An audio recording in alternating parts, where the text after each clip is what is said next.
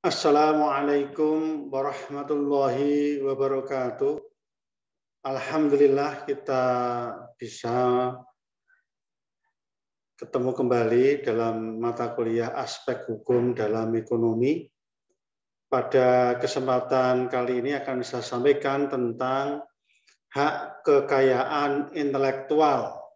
Ya, tentang hak kekayaan intelektual. Apa itu hak kekayaan intelektual atau singkat dengan HAKI, ada mengatakan HKI, sama itu.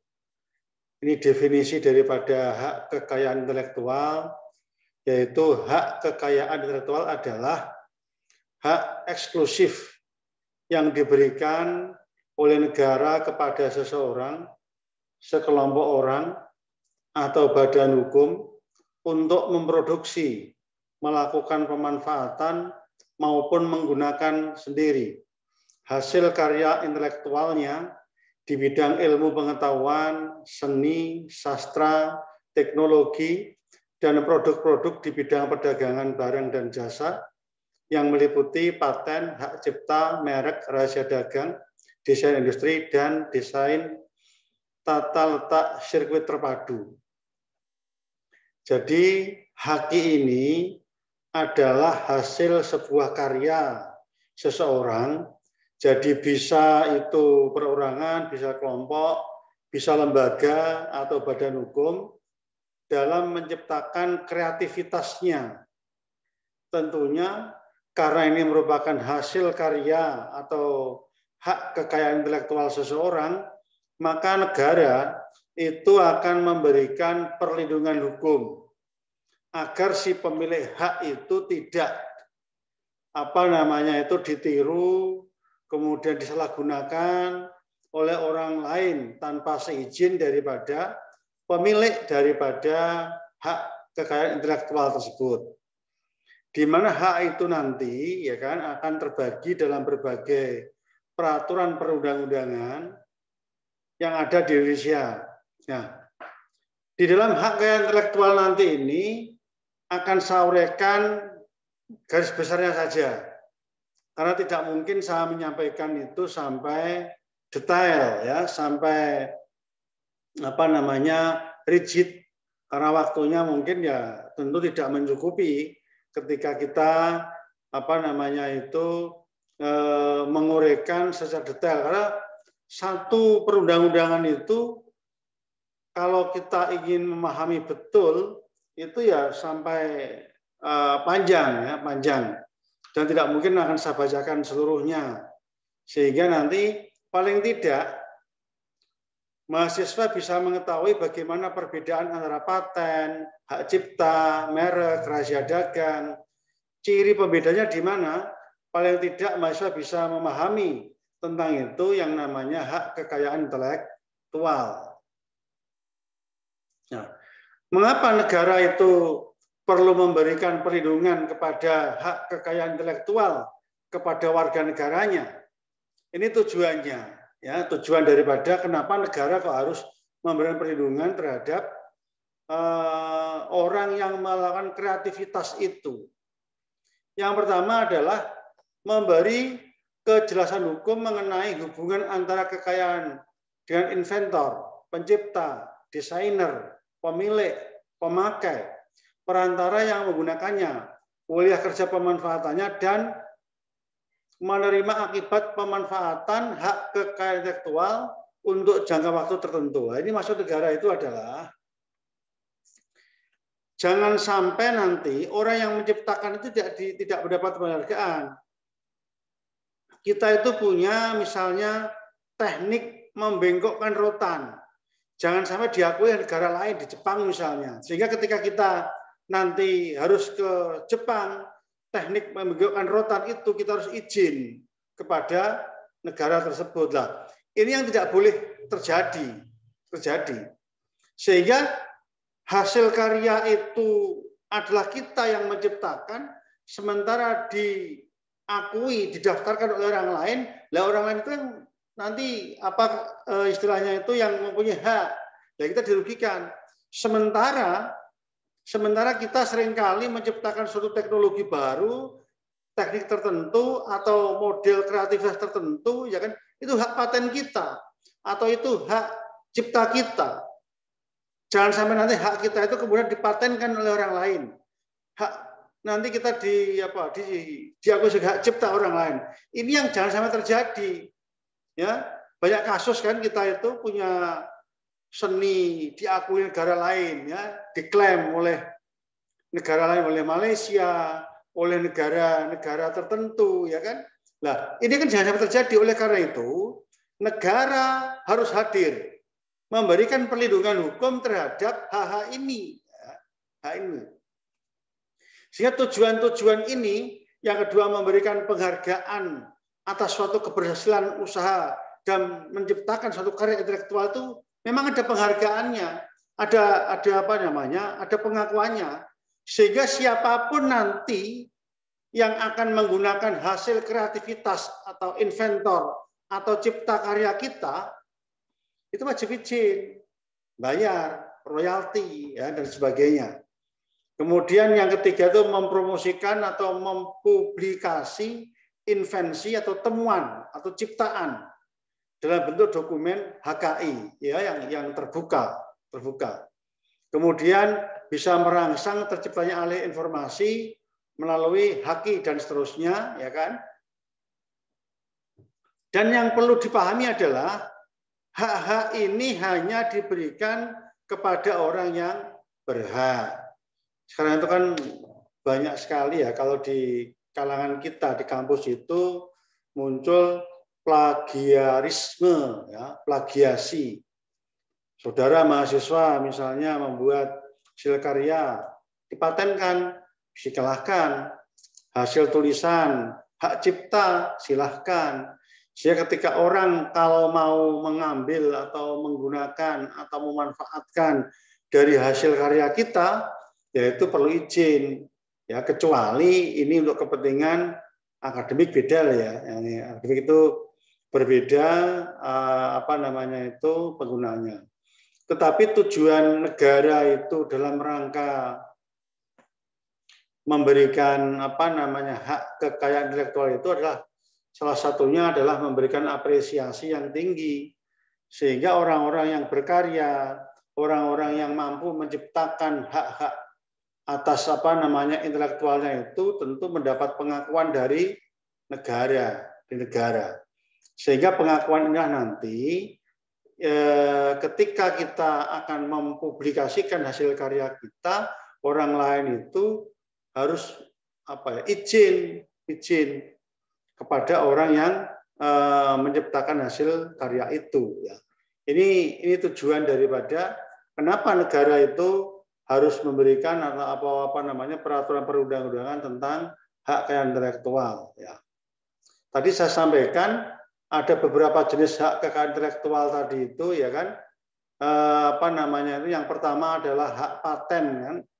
Tadi ada paten. Nah, apa itu hak paten? Ini tolong dipahami biar nanti saudara bisa membedakan antara hak paten dan hak cipta. Karena orang kadang-kadang sering kali salah ngomong, ya, salah persepsi lah. Ini undang-undangnya, ya. Undang-Undang Nomor 13 tahun 2016. Ya, 16. Nah, apa itu hak paten? Hak eksklusif yang diberikan negara kepada inventor atas hasil invensinya di bidang teknologi, kata kuncinya, di bidang teknologi, ya, untuk jangka waktu tertentu melaksanakan invensinya atau memberikan persetujuan kepada pihak lain, ya. Misalnya kita menemukan teknologi sederhana misalnya, atau teknologi apalah, misalnya teknologi katakanlah memanen itu tanpa memanen padi, tanpa memegang padinya, keluar sudah jadi beras misalnya. Ya, kalau sekarang itu kan teknologi kan baru panen dengan tenaga atau traktor, kemudian panen hasil masih basah. Sekarang teknologi baru, begitu panen misalnya kita menemukan teknologinya di sawah langsung keluar jadi beras. Ini kan temuan baru, belum ada menciptakan karena perkembangan teknologi baru. Nah, maka hak ini diakui oleh negara, kita daftarkan loh ya. Jadi tidak kemudian kita nanti menemukan, kita diam-diam saja, tidak. Tetapi kita menemukan teknologi baru nanti itu, kita daftarkan ke Kementerian Hukum dan HAM, nanti kita mendapat pengakuan, ada sertifikat bahwa kita adalah inventornya, kita adalah sebagai penemunya, diakui. Ya. Nanti jangka waktunya itu 20 tahun untuk teknologi yang agak sulit lah, tetapi untuk teknologi sederhana ya 10 tahun. Nah, apa misalnya? Ya mesin apa DOS apa-apalah, menemukan teknologi sederhana sudah dipelajari, tetapi ketika ada orang ingin membuat, wajib izin pada kita, biar royalti pada kita. Nah, ini penghargaan kepada intelektual itu. Jadi bagaimana kalau tidak ada izin, ada sanksinya. Ya, bisa dituntut oleh pihak yang menciptakan. Ya, ini adalah hak paten kata kuncinya adalah di bidang teknologi. Ya. Nah, lalu bagaimana setelah jangka waktunya selesai? Ya sudah baru menjadi milik publik. Ya, karena orang sudah selesai jangka waktunya, tidak diperpanjang, ya kan? Berarti ya menjadi milik publik. Baru setelah itu orang bisa menirunya. Tapi jangka waktu 20 tahun, 10 tahun itu kan jangka yang cukup panjang itu. Ya, orang tidak bisa menggunakan tanpa seizin kita, tanpa persetujuan kita. Tidak mudah itu, tidak mudah. Ya. Nah, ini kalau hak cipta sekarang itu. Kalau hak cipta agak lama jangka waktunya. Hak eksklusif bagi pencipta atau penerima. Ya. Penerima hak untuk mengumumkan atau memperbanyak ciptaannya atau memberi izin. Ya, untuk itu. Nah, jangka waktunya ini agak panjang, sepanjang hidup tambah 50 tahun dari karya asli itu. Ya, misalnya kita menemukan tarian atau tari apa, kretek atau tari apa, ya, tari genteng, ya misalnya, itu dipatenkan, didaftarkan supaya itu ada pengakuan oleh negara. Dan ini jangka waktunya hasil karya itu. Nah, setelah itu baru nanti milik publik. Sangat lama, ya. Nah, ini ruang lingkupnya. Bedanya dengan tadi, ya, bedanya dengan tadi. Ini ringkas saja untuk menyingkat waktu, ya kan.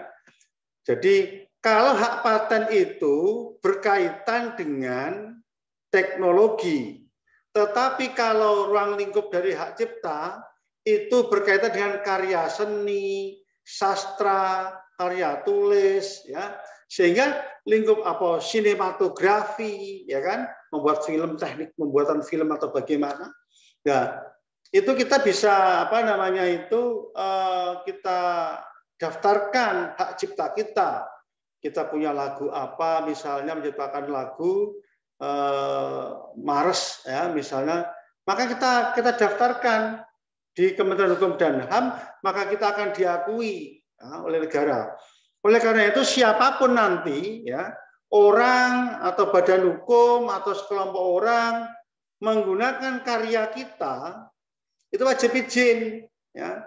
Misalnya ini ada buku, program komputer, itu pamflet, ya, layout, karya tulis, ceramah, pidato, ya. Ini nanti dibaca, ya. Jadi ada banyak tentang ruang lingkup daripada hak cipta itu, ya, hak cipta itu. Ada apakah seni rupa, arsitek, peta, ya kan, apa tafsir, saduran.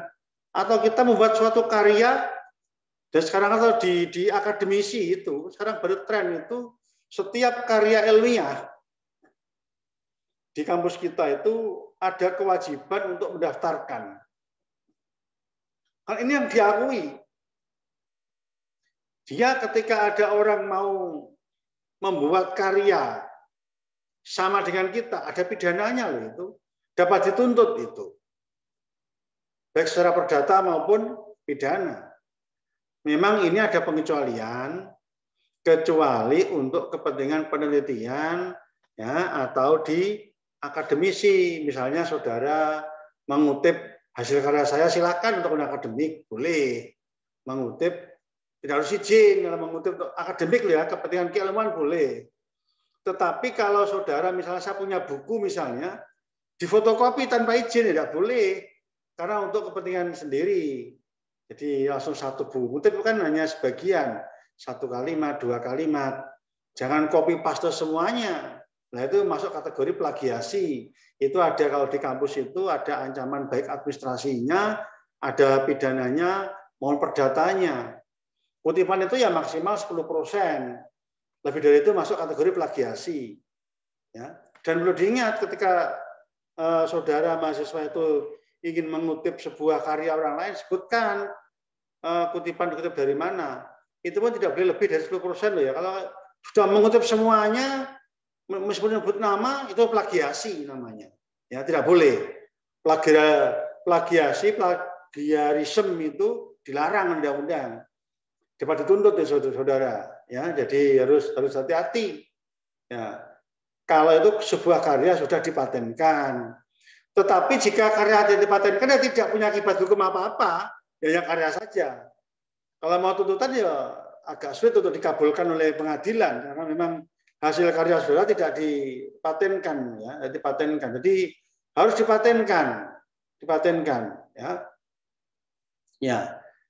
Kemudian berikutnya ini adalah tentang merek tadi ya. Jadi tadi saya urutkan tadi hasil karya intelektual, merek ya, merek dan indikasi geografis itu undang-undangnya nomor 20 tahun 2016 ya. Apa itu merek? Tanda yang berupa gambar, nama, huruf, angka, susunan warna atau kombinasi dari unsur-unsur yang memiliki daya pembeda dan digunakan untuk perdagangan atau jasa, merek dagang. Model itu ada kan macam-macam, kalau membuat merek itu ada hanya centang sudah jadi merek, ada huruf S jadi merek. Ya, kalau kita membuat suatu desain misalnya, membuat produk ya, produk kemasan misalnya apa, produk jenang, apa produk apa, itu kemudian kita daftarkan, maka orang lain tidak boleh kemudian dia membuat desain yang sama dengan kita. Ketika itu mereka membuat desain sama dengan kita, mereka sudah melanggar undang-undang merek dagang pada kita, maka pemilik merek itu bisa mengajukan tuntutan kepada orang yang produksi tadi itu. Ini sepele, tapi seringkali menjadi kasus hukum. Dilaporkan. Dengan catatan ya, merek yang kita ciptakan itu wajib didaftarkan. Itu kata kuncinya. Kata kuncinya. Ya. Memang ini ada jangka waktunya kalau dapat perpanjang sebenarnya. Setiap tahun perpanjang kalau ini. Jika tidak, jadi milik publik. Ya, milik publik. Jadi itu harus didaftarkan. Nah, merek ada di berbagai jenis ini. Jadi nanti silakan dibaca, ya kan. Ada merek dagang, merek yang digunakan pada barang yang diperdagangkan oleh seseorang atau beberapa orang secara bersama-sama atau badan hukum untuk membedakan dengan barang-barang sejenis lainnya. Merek dagang. Mereknya apa? Mereknya misalnya Sinar 33 atau apalah monggo lah. Ini namanya merek. Jadi itu hasil desain kita, ciptaan kita. Ada juga merek jasa digunakan untuk bidang jasa. Saya mengingatkan bahwa ini yang dimaksud undang-undang itu bisa perorangan, bisa juga badan hukum ya. Artinya yang menciptakan itu bisa pribadi saya, bisa kelembagaan. Contoh logo IAIN misalnya, didaftarkan. Orang tidak boleh menggunakan atau model gambar logo itu menyerupai IAIN. IAIN ya, ada jangka apa namanya itu yang harus ditentukan oleh undang-undang itu ya. Undang-undang tentang merek yang tadi saya sampaikan. Bisa juga merek itu kolektif, ya. Merek yang digunakan untuk barang dan atau jasa dan karakteristik yang sama yang diperdagangkan oleh beberapa orang atau badan hukum bersama-sama untuk membedakan. Intinya membedakan. Dan yang berikutnya adalah indikasi geografis. Ya, kalau dulu dana merek bersendiri-sendiri, sekarang jadikan satu. Apa itu? Suatu tanda yang menunjukkan daerah asal suatu barang yang karena faktor lingkungan geografis termasuk faktor alam faktor manusia atau kombinasi dari kedua faktor tersebut memberikan ciri dan kualitas tertentu pada barang yang dihasilkan. Jadi melekat, jenang Kudus, nah misalnya, melekat letak geografisnya, ya jenang orang Kudus, dengan catatan didaftarkan. Ya, jadi kalau tidak ya tidak bisa, karena kalau itu ada kemiripan, ya ada kemiripan, ya tidak boleh didaftarkan. Ini kalau ini saya contohkan merek yang tidak dapat didaftarkan bertentangan dengan peraturan perundang-undangan yang berlaku. Yang kedua, tidak memiliki daya pembeda, jadi mirip, ciri khasnya tidak ada. Artinya dibanding dengan apa namanya itu merek yang satu dan merek yang lain tidak bisa dibedakan. Orang sulit membedakan. Orang akan memberikan gambar yang keliru kepada objek. Ya, beda misalnya merek nasional pakai S, nasional, mirip-mirip kan ada mirip-mirip. Ada ciri pembeda, kalau tidak jeli, ya susah itu. Hampir sama kan, pakai T sama pakai S. Minimal ada ciri pembeda, ya. Persis tidak boleh, ya, tidak boleh. Karena nanti pasti akan apa namanya itu akan ditolak oleh Kementerian Hukum dan HAM ketika jadi tidak semua nanti itu, ya kan, itu apa namanya ini beda, tapi ada ciri pembeda. Ciri pembeda yang membedakan merek yang satu dengan merek yang lain, ya, merek yang lain.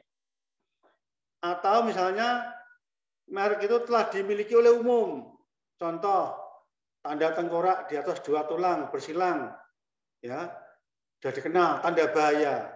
Kita jadikan merek tidak boleh, ya. Artinya sudah menjadi milik publik itu tidak dapat didaftarkan. Merupakan keterangan atau kaitan dengan barang jasa yang dimohonkan pendaftarannya. Merek teh, gambar teh, dan sebagainya. Ya, ini tidak diperkenankan. Ya, jadi ini caranya. Kemudian berikutnya tentang rahasia dagang. Ya, rahasia dagang. Itu undang-undangnya, ya kan? Silakan dicermati Undang-Undang 30 tahun 2000. Apa tuh rahasia dagang? Ada informasi yang tidak diketahui oleh umum di bidang teknologi dan atau bisnis, mempunyai nilai ekonomi karena berguna dalam kegiatan usaha dan dijaga kerahasiaannya oleh pemilik rahasia dagang. Ya, ada jangka waktu 2 tahun. Ya.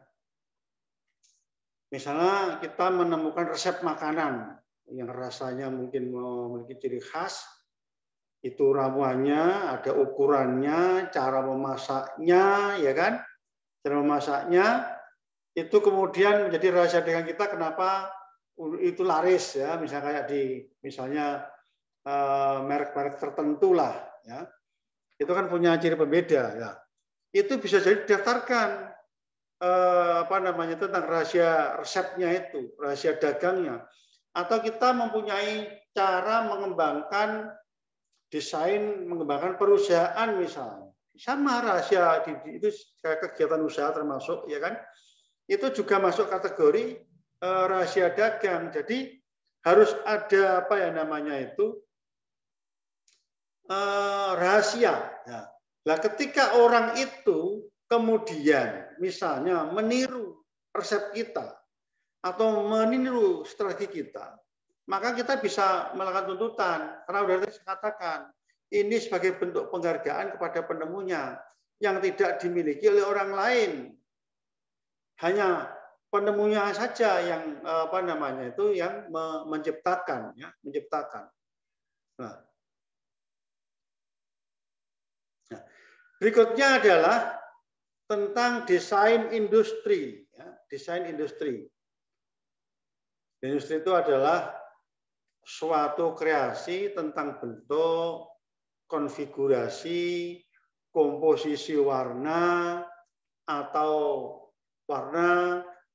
gabungan warna yang berbentuk 3 dimensi atau 2 dimensi yang memberikan kesan estetis untuk menghasilkan suatu produk barang, komunitas industri, atau kerajinan tangan, desainnya, modelnya. Misal aja ya, jadi kita menemukan teknik industri itu membuat kemasan apalah dalam bentuk misalkan gambar 3 dimensi, ya kan? Kemudian dengan gabungan warna itu kita daftarkan desain industri, maka ketika ada orang yang menggunakan desain mirip dengan apa yang kita punyai, maka itu dapat dikatakan dia menyontek, ya, atau dia itu meniru karya kita. Nah, ketika meniru karya kita, sama, karena kita dilindungi hukum, kita bisa mempunyai hak tuntut. Jadi kreatif, misalnya kita menemukan desain industri tentang apa istilahnya model mainan misalnya, ya, produk barang apa yang itu modelnya seperti itu, ya kan? Kemudian ini laris, kita paten, kita daftarkan di desain industri, maka ketika ada orang yang menggunakan mirip-mirip itu ya dapat dituntut.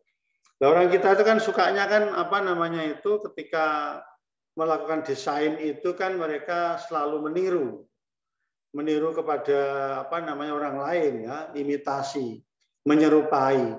Padahal sebenarnya itu berbeda. Nah, ini yang tidak diinginkan di dalam undang-undang hak kekayaan intelektual, itu undang-undangnya ya, tentang desain industri. Ya. Ada juga berikutnya, ini tentang desain tata letak sirkuit terpadu. Ini hampir mirip-mirip nanti. Nanti harus dicermati ya. Apa itu sirkuit terpadu? Itu undang-undangnya. 32 tahun 2000. Suatu produk dalam bentuk jadi atau setengah jadi yang di dalamnya terdapat berbagai elemen yang sekurang-kurangnya satu dari elemen aktif dan sebagian atau seluruhnya saling berkaitan serta dibentuk secara terpadu sebagai bahan semikonduktor yang dimaksudkan untuk menghasilkan elektronik, ya, berbeda ini elektronik. Ini bedanya dengan yang tadi tiga dimensi, ya kan? Karya, kreativitas. Hal ini berkaitan dengan elektronik. Misalkan hanya contoh saja, misalkan untuk menyalakan lampu kita punya teknik desain, nah dipandang mata saja itu bisa nyala misalnya. Kan ada tuh pakai sensor tuh. Di kampus saja itu kalau pakai lift tinggal pakai tangan aja sudah bisa kan sensor. Misalnya begitulah. Kita ada tata letak ya, mendesain bentuknya, modelnya ya kan. Pokoknya prinsipnya hampir semua karya kita itu ya kan. Hasil karya kita itu dapat didaftarkan ya. Tinggal nanti kita memilih ini masuk kategori tata letak sirkuit terpadu atau desain industri atau apapun lah namanya, ya kan? Atau bahkan cara meletakkan saja, ya, konduktor, semikonduktor, meletakkan saja itu kalau mempunyai ciri pembeda dan itu merupakan karya pertama kita, sama daftarkan desain tata letak kreasi, ya, berupa rancangan peletakan, ya, salah ketik itu, berupa rancangan peletakan 3 dimensi dari berbagai elemen, sekurang-kurangnya 1 elemen aktif sama dan seterusnya, ya kan? Untuk persiapan pembuatan sirkuit terpadu. Jadi jangankan kalau sirkuit terpadu, tata letak saja dalam elektronika, membuat TV yang meletakkan apa semikonduktornya ya di di bagian tertentu, kemudian orang lain itu tidak bisa seperti itu karya pertama kita, ini bisa kita daftarkan ya. Namanya desain tata letak sirkuit terpadu. Ya. Nah, ini yang terakhir ini. Jadi undang-undang tentang perlindungan varietas tanaman. Ya. Misalnya kita bisa pemuliaan tanaman. Ya. Ini apa namanya kriterianya. Ya. Apa itu perlindungan varietas tanaman? Ya. Benar-benar disebut PVT, ya kan? Adalah perlindungan khusus yang diberikan negara yang dalam hal ini diwakili oleh pemerintah dan pelaksanaan dilakukan oleh kantor perlindungan varietas tanaman terhadap varietas tanaman yang dihasilkan oleh pemulia, orang menemukan tanaman melalui kegiatan pemuliaan tanaman. Misalnya kita menciptakan buah semangka berdaun sirih, ya, misalnya begitu. Nah itu hasil kreativitas banyak sekali kan sekarang. Bunga kamboja saja sekarang sudah di stek macam-macam ya. Ada warna merah, kuning, hijau, ya kan? Berbagai macam itu. Belum ada yang menciptakan, ya kita boleh saja kita itu sebagai bentuk pemuliaan tanaman, ya kan? Satu batang bisa bunganya berbagai macam, bisa kita daftarkan, ya namanya varietas tanaman. Ya, jadi dalam penelitian tadi itu adalah khusus diberikan kepada negara kepada pemulia. Pemulia itu yang ya kali ini istilah saja dalam tanaman itu yang menemukan, ya, yang menemukan, ya, menemukan. Nah, karena kita yang menemukan, maka ya kan kita yang mendapat penghargaan. Sehingga ketika ada orang lain yang meniru cara-cara kita, hasil karya kita, misal tadi saya sampaikan menemukan hasil sebuah pemuliaan tanaman. Ya mereka harus izin pada kita, biar ke kita. Dengan catatan ya, dengan catatan ini kita daftarkan, selalu saya ulangi, soalnya nanti kalau tidak seringkali kita menemukan teknologi tidak kita bahkan akhirnya ditiru oleh orang lain ya tidak masuk kategori itu. Nah, apa tanaman yang dimuliakan? Merupakan sekelompok tanaman suatu jenis atau spesies yang ditandai dengan bentuk tanaman, pertumbuhan tanaman, bunga, daun, biji, ya, ekspresi karakteristik genotip tertentu, atau sama dengan satu sifat yang menentukan, dan apalagi berbanyak tidak mengalami perubahan. Jadi nanti akan diuji dulu ya oleh Kementerian Hukum dan HAM tentang pendaftaran itu. Misalnya tadi saya uraikan, kita menemukan misalnya biji atau apa dengan hibrida atau bagaimana, misalnya kalau di Pati menciptakan teknik menciptakan kelapa kopior misalnya. Tekniknya bagaimana? Tekniknya begini-begini, perlu diketahui itu yang tidak menjadi milik publik loh ya. Artinya menghasilkan karya kita. Ketika kita menanam model seperti ini, maka hasilnya kelapa menjadi kopior. Misalnya begitu. Itu kita daftarkan. Ya. Maka itu akan mendapatkan perlindungan hukum. Berapa jangka waktunya? 20 tahun untuk tanaman musiman ya. Musim mangga, musim apa maksudnya itu? Maksudnya musiman. Ada juga yang itu tahunan ya. Tahun itu hasilnya itu setiap tahun, jadi tidak setiap tahun dia menghasilkan. Nah, sehingga siapapun nanti ada kewajiban untuk izin pada kita. Kesimpulannya sekarang, jadi HKI itu dengan berbagai jenis tadi, ada merek, hak cipta, ada paten, yang sampai yang terakhir tentang varietas tanaman itu semuanya wajib didaftarkan. Ya. Jika tidak, ya kita tidak mendapat perlindungan hukum. Karena apa? Ini adalah dokumen kita, dokumen kita untuk membuktikan bahwa hasil kreativitas kita, hasil karya kita itu diakui oleh negara dan ada dokumen hukumnya. Ya, saya kira itu materi yang saya sampaikan. Terima kasih. Tolong dicermati. Demikian. Wallahul muwaffiq ila aqwamit thoriq. Wassalamualaikum warahmatullahi wabarakatuh.